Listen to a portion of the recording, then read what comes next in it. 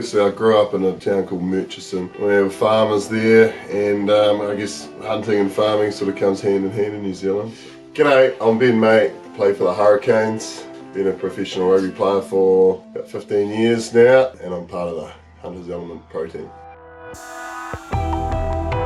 I guess my hunting's changed a bit over the years. You know, it was pretty hard to find decent animals on a dockland block back when I was growing up, and you just shot anything. You'd walk for 2 days and see a hind and a yearling and shoot the yearling and pack it all out and walk home. But I developed a little bit since then, and I guess my knees were probably letting me down a little bit, so I now sort of changed my attention to a bit more trophy stuff, and I really enjoy that, and planning the trips and, you know, getting away for a good week in the hills.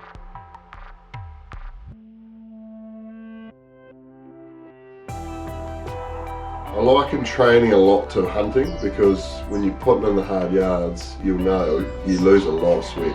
It's basically the same thing, you're just going hard for a period of time. And the good thing about rugby is you get to go and have a shower. When you're hunting, you don't. You're just there for a week, so you want a good quality garment that you're wearing every day. It's going to do the job. So I've worn a lot of compression, undergarment sort of stuff. Started way back with the thermals actually. When I was hunting as a young fellow, just thermals and shorts. You know, they were good, kept you, reasonably warm, but they tear easily and they stink. They don't really keep you warm. And then moved on to the 100% wool stuff, which any of you that have worn the 100% wool stuff, you basically got to be wearing only that when you're heading up the hill in the morning and it's about -4 degrees in tar country, because if you've got anything over top, it just turns into an oven and it doesn't really wick, it just sits there on the skin. I just don't find it very regulating.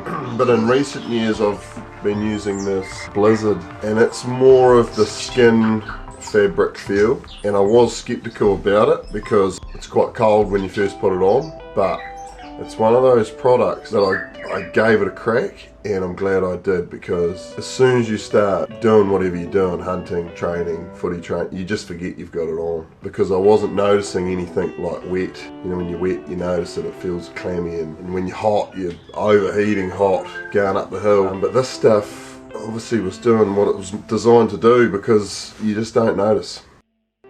I was pretty impressed with it, to say the least. So when I was talking to the Hunters Element crew with Andy and Alex over a beer one night, I said, geez, this stuff's pretty good. They said, oh, well, we're actually going to bring out something else. And I said, no, don't, this stuff's awesome. And obviously, you know, you got to keep moving forward. So we just started chatting about how we could make it better.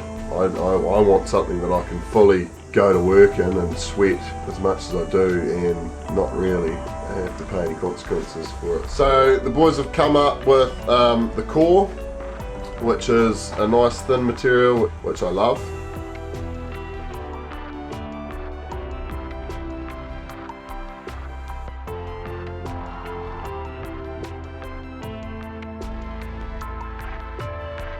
And the core plus, which is thicker than the core, and it's for colder conditions.